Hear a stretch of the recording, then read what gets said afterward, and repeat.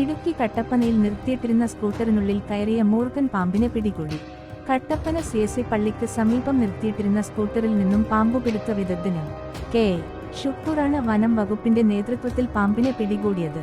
സ്കൂട്ടറിന് സമീപത്ത് നിന്നിരുന്ന ആളുകളാണ് പാമ്പ് സ്കൂട്ടറിന്റെ ഉള്ളിലേക്കു കയറുന്നത് കണ്ടത്.